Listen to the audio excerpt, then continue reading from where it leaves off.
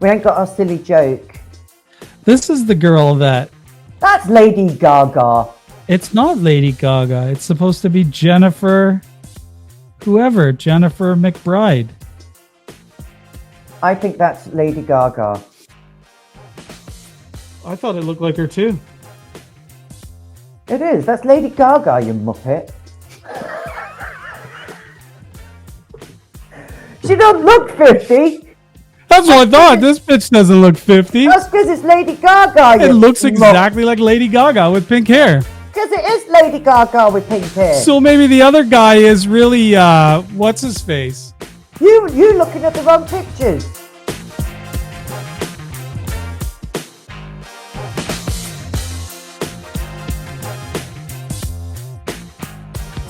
All right. Okay, campers, rise and shine. Don't forget your booties because it's cold out there. Welcome to the Real Talk podcast with Midge and JJ, the show where we share our unique insights on everyday issues related to the current real estate market, trending news, and some entertaining stories. Hello, Midge. Good morning, Vietnam. That's a tribute there to Robin Williams. The Robin Williams. Well, my Good Morning Campers is the Groundhog Day wake up radio thing that. Geez, we're getting a lot covered already. Yeah, absolutely. A lot covered already. How's your week going? It's good. Lots of stuff happening on the wholesaling front. Mostly issues with property that was sold recently. I think there's a lot of issues on the wholesale side and the resale side. Yeah, so not an easy market right now. My name is JJ. I'm a private buyer / wholesaler. I focus on off-market properties and specifically the buying process. Midge is a realtor in the GTA with in-depth knowledge of all real estate topics. Midge is also well-versed in marketing side of real estate, being a former host of HGTV's Love It or List It Vacation Homes. Hello, Midge. How are you? Good day to you, sir. How are you? I'm great. Fandabidoze. Awesome. So our show comes out on Wednesdays for anybody who's looking for it. Hopefully it breaks up your work week with a little bit of real estate insight and hopefully a little laugh. Don't forget to like and subscribe. Click the bell icon to get notifications on YouTube and download wherever you get your podcasts, iTunes, Spotify, etc. Follow us on all our socials at Midge and JJ. And that's all the socials. I don't know if I missed any, but I think I got all the socials when I created the accounts. Anyways. You gonna say anything? No. Okay. Is that it? That's it. That's the whole opening. Okay, right. So today we are doing some fact or fiction, some common myths in the real estate world. I'm going to be asking Midge some fact or fiction questions, and she's going to be giving us some answers. But first, we're going to start with some headlines, some news. First, in the real estate world, Midge, you've got something that you wanted to talk about. I do. That was a very good introduction. Thank you, JJ. I feel so special, even though I'm not. I feel it. I'm feeling it right now. So real estate news. This is one I wanted to. This is a story that came out just a couple of weeks ago, and I was reading into it, and I'm like, how the freaking hell does this happen, right? But it's scumbags out there, absolute scumbags that are going about the marketplace and selling homeowners' homes right from under their nose. So saw that title fraud. Did you see it in the news? I did, yeah. Right, so you never hear about this, right? But the more I looked into it, like it's not just like a one-off thing. I was reading an article that in the past 18 months, there's been like 30 cases of this. So it's like, how the bloody hell does this happen? You know? So what these scumbags are doing is they are basically stealing the identity of homeowners. And then they are selling the homes of these homeowners through title fraud. And opening bank accounts as soon as the transaction is done. They're closing these bank accounts within 7 days, and they are zip gone. They are done. It's crazy. And so It honestly, isn't it? Like in Yeah. this day and age. Yeah, I just was like, I opened this topic this morning and was looking at it, and I saw that there was a few more like condos that this had happened to as well. Yeah. Condo And so owners. like a lot of people say like, oh, how does this happen? Like if you're working with a realtor, there are checks and balances that we do when we're working with clients, right? And we try to, make sure that they are who they are, 2 forms of identification. We have to fill out FinTrack forms, blah, blah, blah. But there's only so much that we can do. We're not private investigators, right? So but how these people are getting away with this, there just has to be more people in on this in order for this to happen. Oh yeah, right? there has to be realtors involved. There has to be lawyers involved. There has to be, like a lot of everybody. these are cash transactions. So it's just cash changing hands and boom, they're gone. So where does this leave the sellers, right? So the sellers don't even know that this is happening. The poor buyers on the buyer side, well, they just bought a house from someone that the house doesn't even belong to them. So where does the liability lie in this, and how does it get fixed, right? And how do you prevent this? How do you prevent it? Well, there's a few things. You can have title insurance. When you purchase the property, you have your title insurance on there. Title insurance doesn't really prevent, but it does protect you, right? So a lot of people ask me when they're, when I'm working with them as a client, what is title insurance and do I need it? And I say, yeah, you bloody do. Get title insurance, because title insurance covers, and I'm reading this straight from the government website. What does title insurance cover? Unknown title defects, so title issues that prevent you from having clear ownership of the property, existing liens against the property's title. Example, previous owner had unpaid debts from utilities, mortgages, property taxes, or condominium charges secured against the property. Encroachment issues. Example, a structure on your property that needs to be removed because it's on your neighbor's side of the property. Title fraud, which that's what this is, and errors in survey and public records, right? So yes, title insurance is not a prevention, but if it ever happens to you, then you will be covered with your title insurance policy. But prevention, I've heard a lot of people say that that's why it's a good idea to have like a line of credit on your home, right? So if you have a line of credit registered against your title, then these scumbag thieves are never gonna have clear title, right? Because now the bank gets involved, or whoever the lender is are going to get involved and hopefully like unravel the whole situation. I mean, but what a scumbag move, right? Like what I read is that they've gone the extra mile of getting fake IDs made, and having that person show up to sign as said owner who's at their vacation home if they have one, or they're on a trip or whatever they're doing and they're away for a month or so. And they just in and out quickly. I mean, these people have got balls, man. They got balls. Now, do you think they caught a few of them? Not a bad idea. Not a bad idea. If you're a scumbag. Yeah. If you're a scumbag. Sometimes I'm a scumbag. But it's like, gosh, man. Like, honestly, these people need tying up by the balls. Tying up by the balls and hanging from a tree in the depths of winter. Yeah. Yeah. That's what I do with them. So, folks, title insurance. Protect yourself, basically. Yeah, 100%. Make sure you got someone checking in on your property on a regular basis when you're 100%. Away. And make sure you're working with a good lawyer, a good real estate lawyer. Yeah. Right? But, speaking of scumbags. Yeah. Did you see this Lady Gaga thing where the people stole her dog and then the girl came back wanting to get a cleaner reward? I remember the dog walker being shot, but this was like last year or a couple of years back.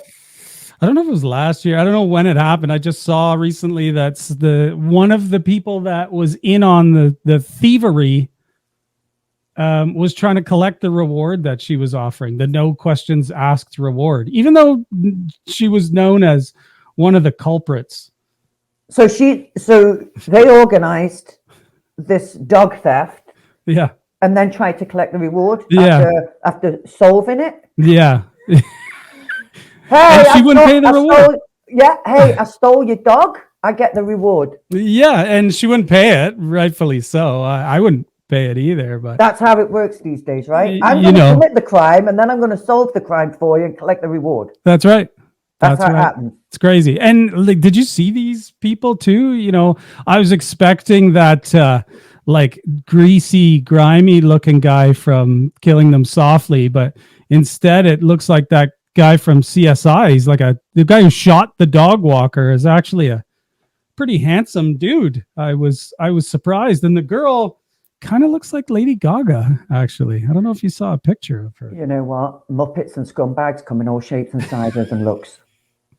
Yeah, they do. Just I wouldn't expect it. I wouldn't expect it. Jeffrey Dahmer was a good-looking fella, and look at that. I don't know if he's a good-looking fella. Like these two, you look him up. Jennifer McBride. Type in Jennifer McBride and Lady Gaga, and you'll see what she looks like. Pink hair. Don't care. She looks kind of like Lady Gaga. And then the other guy's name is James Howard Jackson. Looks a little bit like the Warwick Brown character on CSI. Gary Durden. Who is Jennifer McBride, the woman suing Lady Gaga? Look at her. She does look like, oh no, that is Lady Gaga. It might be her. She's got a hat on. The only picture I saw of her. Pink hair, hat on. Pretty girl. Yeah. Surprising. So did she give the money up? So what's happening with it then? Did she give the money up, the reward money? No, she's in the middle of trying to sue her, and it's probably not going to work out in her favor. Oh, so she's actually suing Lady Gaga. She's suing because Lady Gaga refused to pay the $500,000 reward. Anyone finds a stolen dogs. The stupid lover singer, I guess that's Lady Gaga. Yeah, stupid lover singer. I thought that was her name, Stupid Lover.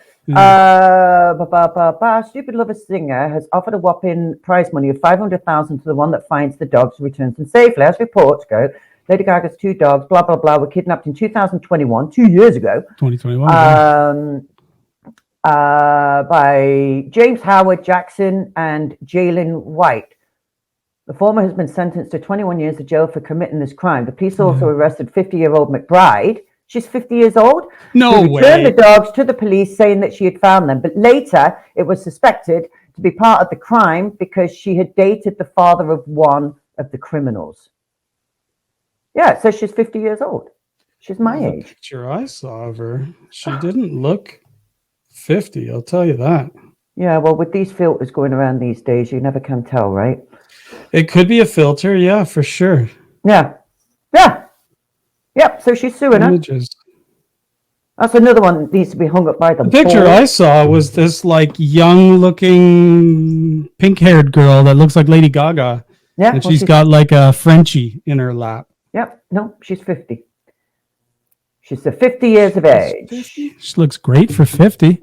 Okay, maybe she should do something else with those looks instead of stealing dogs. Yeah, you'd think. What would you do if someone stole your dogs? Would you know? Gloves are off, man. Yeah, invite them over for dinner. Gloves are off. They'd be buried in my backyard. Yeah, lock them in the basement for a while. You know, they'd be doing some torture. Stuff like that. Yeah, I wouldn't. Yeah, my dogs are my babies. That's it. You don't mess with my dogs. Yeah, same with my little guy. I wouldn't. I'd be pretty pissed if someone touched my little guy, but he's never leaves my sight. So don't mess with my dogs. Tough to get him from you. So talking to dogs, I walked mine last night in that crazy storm that was last night. Yeah. In the snow, the deep snow. Oh my God, let me tell you. So I went out there. I walk my dogs in all kinds of weather. I don't care, like rain, sleet, snow. I walk them in all kinds of weather. I went out there last night in the thick of it. The snow was blowing sideways. It was like, honestly, I'm like, okay, I'm gonna die out here, and someone's gonna find me in the morning. One of these plow guys will find me the next morning. You're like frozen in the ice. I thought I was in that movie Into the Grey, Out of the Grey, that Liam Neeson one. I was looking for glass bottles to strap to me knuckles. You know, the Wolfpack came. It was full on Revenant. You were like living inside of an animal to keep warm. Oh yeah, like if I'd have seen anything, I'd slit that open and crawl in. It was so bloody cold. It was crazy. That's my big story of the week. What's happened with you this week? Yeah. Anything? Nothing exciting. You know, just dealing with the storm here too. Shoveling. Nothing exciting this week. That's for sure. Just like I said, dealing with some off-market kind of issues that have come up regarding warranty items in the house and transferring warranty. Yeah. So maybe that's some advice too, is, when you're buying, make sure all the warranties are transferred into your name out of the seller's name. So that way you continue to get your warranty on your, I don't know, your tankless water heater or your furnace or whatever. Yeah, because that could be a huge pain in the ass after the fact, right? Because I know with one instance where they were calling. So my client was calling the hot water tank, and it actually happened to me as well in one of my rental properties where I was looking to buy out the contract for the hot water tank, and they didn't even have the account. They didn't even have my account number. And what a bloody nightmare, trying to track down who now holds the account that I'm paying each month for. Yeah. It's absolute nightmare. So yeah, great advice. When you're buying, you make sure that you have all that information. Everything's transferred. Yeah. When you're selling, make sure you've got all them numbers and the account is traceable. And it took me a long time to figure out my little doodah here. I tell you, absolute nightmare. And let's be honest, hot water tank companies, they aren't the best to deal with on the sunniest days. Look at the gouge a little bit. Well, I'm not saying that they serve a purpose, but they're not the best when it comes to record keeping. Sure, put it that way. Sure, especially when they're transferring companies. One company buys out another company. Yeah, they're happy to keep collecting money, but they you're paying them, but you don't know they're taking it, but they can't find you. We don't have an account. Yeah. No, all right, let's get into some fact or fiction here. Got a couple of things to throw at you. These are common misconceptions. I would say people, seem to think that they can get away with one here. Well, so I just want to add before we get into this, these are based on personal experiences, right? Because this is what you find in the marketplace all the time. All the time, these three things that we're going to cover. And they're very, very, in my opinion, very, very important issues, because this is where you're talking about big money, as to where you, as a buyer or a seller, we're talking about big money here, right? Yes. So let's go into the first one. Yeah, so first one, fact or fiction. If you signed an APS and you didn't put a deposit, that's your out. You can get out, because you didn't put a deposit. I've seen this one a few times. I've seen realtors trying to argue either side of it, lawyers trying to argue either side of it, but you've signed under seal on an APS, an agreement of purchase and sale. Yep. And you missed the deposit deadline, which is usually within 24 hours. Yep. Fact or fiction? Are you still under contract? And that you can just walk away if you don't deliver deposit? Yeah. That would be fiction. Fiction. Yeah. Why is that fiction? So that is fiction because when you sign a agreement of purchase and sale to purchase a house, usually there's consideration that comes along with that, right? When you're signing a contract, there's usually consideration that comes along with a contract. You have to give something to get something, right? But what makes agreement of purchase and sale different is that you are actually signing the agreement under seal, which when it's signed under seal, there doesn't have to be consideration, because your seal is you are making that solemn promise that you are going to move through and you are going to close essentially on the deal, right? So a lot of people think, and a lot of agents think, that once the agreement has been accepted, so a buyer trots along, purchases a home, signs all the paperwork, and then they've got 24 hours to deliver that deposit after acceptance of the agreement. They think if they don't show up with that deposit, that there's no deal, that the deposit makes the deal. That is not true, kiddaroos. Yeah, I read something. Don't deliver that deposit, you are in breach of contract, and yes, the sellers can hold you to that agreement. Yeah, and you mentioned something about consideration there. I was reading, some people think that the deposit is the consideration and the transfer of one thing to another, but the consideration is the transfer of the house for the money that you're agreeing to pay for the property. That you're promising. Yeah, which is what you are signing under seal for. Yeah. And if you think about it, where that seal comes from, remember like in the medieval days where, you know, they'd be burning the candle and pouring the wax on a document, and then they'd have their seal, And that stamp they'd it. seal that stamp. Stamp it, yeah. That's a seal, right? Is And that the so- seal? I read that it was like a blood oath in the. Well, right. So in the medieval times, if you were not rich enough to have a seal, then you'd actually do a thumbprint, or you'd do it in blood. Take Yeah. blood. That's where that sign in blood kind of statement comes from. Yeah, so it comes from all the way back there, probably even further back in the medieval time. Oh, probably. But do not fall into that misconception.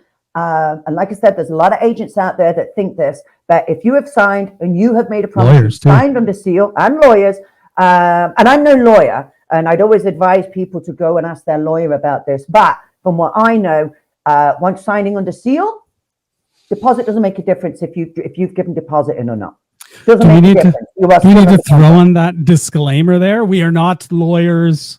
Always seek out. No, I'm not a lawyer. I'd always say, information somebody from a calls me lawyer. with this, it's like, call your lawyer and get the facts from the lawyer, because that's what they do. absolutely. I'm a realtor. I don't claim to be anything Absolutely. else.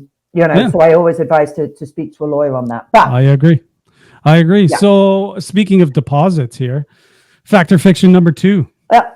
If you sign this agreement, yeah, and as a buyer or a seller? as a buyer, Okay. and for some reason and I know you went through this recently, Midge, if for some reason you can't close on the property, mortgage doesn't happen, whatever it is, and it doesn't go through, a lot of people assume that all you lose is the deposit. Mm-hmm. Fact or fiction, if you bail on a deal, all you lose is your deposit. Fiction. Fiction. It's all fiction. It's all fake news, misinformation. Okay, so yeah, I actually just went through this with a unfortunate client of mine. So purchased a property and had a mortgage approval, but really close to closing. It was about a week out from closing. Mortgage was pulled. And it's like, okay, we need to do everything we can to close on this, because you're going to be in breach of contract, you know, signed under seal, we'd given a deposit. So a lot of people are under the assumption that all they lose is their deposit or a portion of the deposit. So they think that it goes into this negotiation thing with the lawyer. And sometimes that does happen, where lawyer will speak to lawyer and say, hey, look, we'll do 50% of the deposit, you keep 50, we'll get a mutual release, we all skip along our way And happily that's and merrily. only because they had like a backup buyer lined up or something like that. Right, in a good, healthy market. In a market like this, where properties are sitting for longer, where properties are losing value month by month, it's a big deal. So what can happen? A lot can happen, and it can be very expensive. And I'm reading these stories every day. So you don't turn up to the table to close on the property that you've made this promise to purchase, and turn up with the money to purchase this on closing day. You can't do that for whatever reason. Okay, so what happens? Seller can sue you for the deposit. The seller can sue you for damages. The seller can sue you for the difference. If they put that house back on the market, let's say you purchased it for 1.4, and then the seller puts it back on the market and sells it for 1.2, you can be sued for the difference between that selling price of what you originally signed on and what they're selling now, which is in this case $200,000. So that's a lot of money. Now, it goes through the courts. It does go through the courts. It can be a lengthy process, but the seller has every right to do that. So, you know, if there's ever that scenario where it's like, okay, we can't close. A lot of lawyers and even a lot of mortgage brokers that I follow on social media, like, they're really good too. It's like, do whatever you can to close, because a lawsuit like that, for a lot of people, I'd say 99% of the people, could be absolutely devastating to their lives. Like just having to pay out $200,000, $300,000, $400,000. It's absolutely devastating. It's ruining your life. I was also reading, you know, that if you don't close and the sale price, the after sale price might be a little higher than Yeah. what you paid for it. Yeah. That doesn't negate the fact that they can still sue you for damages. No, not at all. Or deposit. You sold furniture, you had already You've got a paid new rent place, on something you've got a else, rental. whatever. Yeah. So there's still overhead that the seller has incurred, because of course they thought they were moving out of this property on closing. Hasn't happened. So yeah, there's still cost to the seller, whether they sold the house for more or not. Yep. Now, it looks better if they sell the house for more, if you do drag it through the courts. But again, in the market that we're in now, it's not usually the case, my friend. Yeah, for sure. And honestly, it is. I read stories every day. It is definitely like people have at losses of 400 grand, 500 grand, crazy money, like life altering money. Who's got that? Who's got that to give away? Right? Not too many people. Elon Musk, he's now the richest man in the world again. Bless him. Back on top. I like that guy. I like him. You mentioned mortgages there, so let's get into fact or fiction number 3. Oh, you are hitting me heavy today. Yeah. Pre-approval does not guarantee you will get a mortgage. So don't sign paperwork type of thing. If you have a pre-approval, fact or fiction, you're ready to get a mortgage. Fiction. Yeah. These are all fiction today, aren't they? Yeah, they are all fiction. No facts. But you're Mm. giving the facts is what you're doing. Right. We're setting the record straight. That's right. So mortgage pre-approval is basic. So there's 2 parts to a mortgage, right? So the first part is you being approved as a buyer. The second part is the property being approved that you've purchased, right? Now, a pre-approval, and again, I'm no specialist in mortgages. Speak to a good mortgage broker on this, but I've been in the game long enough to know this. So, mortgage pre-approval. A mortgage pre-approval is basically a mortgage broker or bank. They give you the maximum amount of which a mortgage that you could qualify for based on your financial standing today. Okay. They give you a pre-approval, they give you an estimate of mortgage payments, and they can lock in that interest rate for 60 to 130 days, depending on the lender, right? They give you this little approval. And normally what we ask for as a realtor is, are you pre-approved for your mortgage? Yes, I am. Can I see it? Yes, you can. There it is. Boom, biggie, boom. So we've got it. We're all happy. Let's go shopping.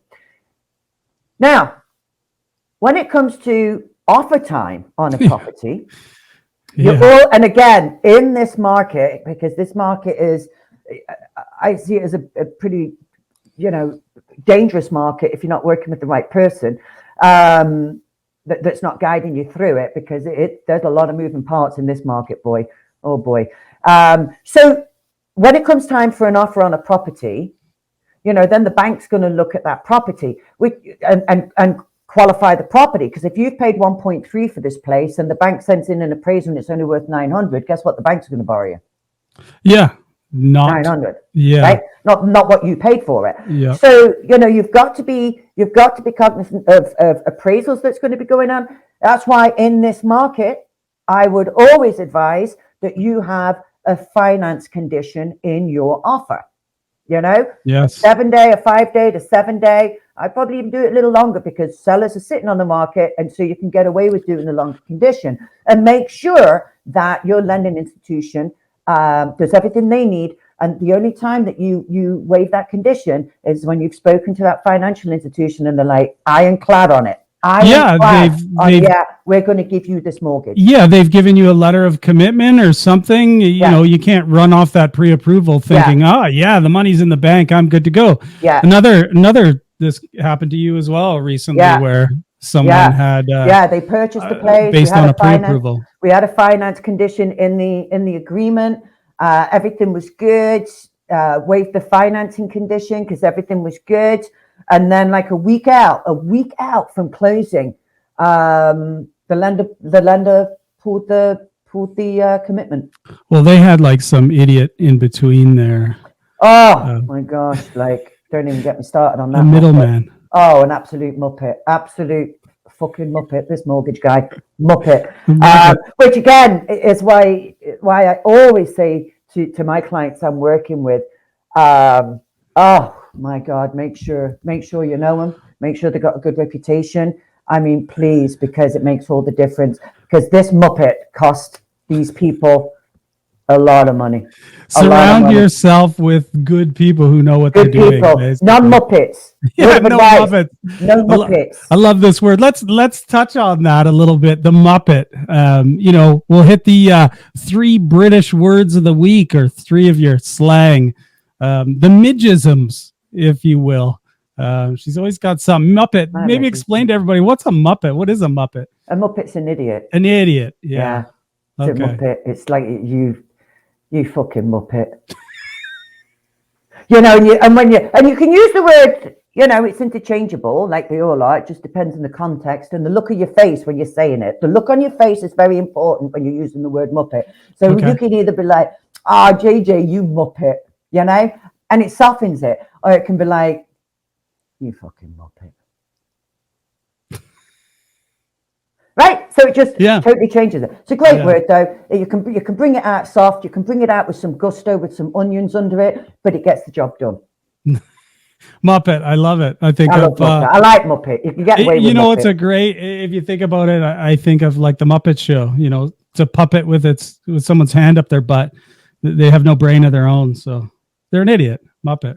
Yeah, Muppet. Give me another slang term. Oh my God, you put me on the spot. Well, I can think of the ones you call me all the time. You can't say them because some of them I can say. They're too naughty. The obvious one is wanker, right? Everyone knows what wanker means.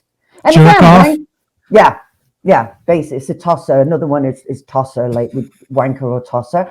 But again, all depends on the content, right? You say, oh my God, he is such a wanker, or it can be the nice version versus the mean version. Or it can be, he's a wanker, that one.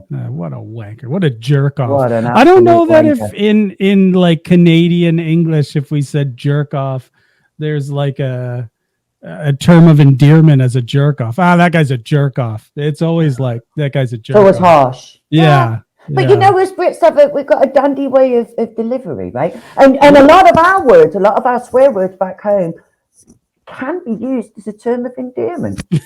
Like the one you call me all the time. Yeah. But I say it with a K. Yeah. I say it with a K. But it's like a term of endearment. Like, I'd even call my mother that. Yeah, I would hope not.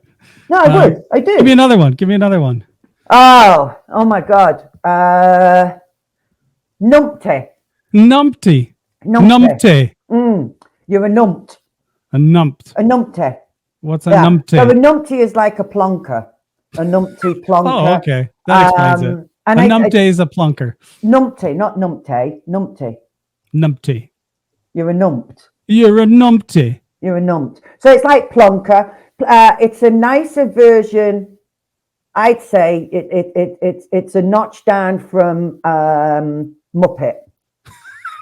So one step back from being called an idiot. You're a plonker. It's like a nice version of plonker.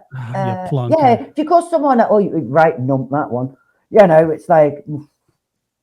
Or you're driving and you don't really know what's going on in that person's day. They make a stupid move and you're like, look at this plonker. Yeah, you're not going to go all out and say, fucking Muppet. You're going to rein it back. You're going to rein it in a bit. You're going to be like, what a bloody numpty. Okay, so we got all these insults. You got anything nice? How about the one you call me all the time? That's not nice. No, not that one. The other one. I couldn't remember what it was because I got to hear you say it. Back home in Nottingham, in Nottingham, we've got our own slang. Like every area back home has their own slang. Like you can drive 2 minutes down the road and you've got a different whole set of slang words, right? That's just how it works back home. I'm from Nottingham, so we have our own Nottinghamese slang. Midges. You call them midgesms, but it's like Nottinghamese. One of our biggest things that we say back home is Ducky. Like we call everyone Ducky. Ducky. Ducky. Ducky. So it's Which is a nice Ducky, and it's Ducky. So you'd say, hey up me Ducky. How are you, Ducky? That's the one. Put the kettle on, Ducky. That's the one you call me all the time. Yeah. Hey Besides the K word. Yeah. Hey up, Ducky, how are you? Yeah. Which is, it's a term of endearment. What would we translate that to in Lovey. Canadian Hey English? Hey up, love. Love, darling. Darling, hey up, darling. Sweetheart type of thing. Hey up, sweetheart. Yeah. Hey up, darling. Hey up, love. Hello, my dear. Put the kettle on. I'm gagging for a cup of cha. Gagging. Bloody gagging. Cha. What's cha? Tea. Cup of tea. Even more. Cup Cha. of Tea? Yeah. Put kettle on. I'm gagging. Cha. Put kettle on. I'm gagging for a cup of cha. A cup of E with milk. Don't sound like that. You sound like a muppet. A large seep E. Stop being a with plonker. milk. Cup of tea. What was it you all used to laugh at me? We'd drive through Tim Hortons. The large steep tea with 2 milk, please. Yeah, but I used to take out all the T's because you would say stuff like photo booth instead of photo booth. So I would say, can I get a large seep E with milk, please? Yeah. Take the Mickey Sounds out like 1920s street British. Yeah, you take the Mickey London, England street talk. It's awesome talk. And you get away with it, right? So I can probably call someone a name and get away with it because we do speak fast as well. And so fast with a word they've never heard. I've just insulted them and they don't know. And it's a great feeling when you're walking away and like, I got Well, here's the other thing too is, with the accent, you can pretty much get away with anything and say whatever you want. And, it sounds all right. It sounds all right for you to swear. It sometimes doesn't sound all right for other people to swear. Everyone loves it when I swear, except for my mother. Don't use such harsh language. But your mother probably swears like a trucker too. Yes, she does. Yeah, figured as much. Yeah. Okay, so you know what? So we got a lot of facts and fictions there. So just say to the people out there that are tuned in, any questions on any of the topics that we've covered today on the fact of fiction?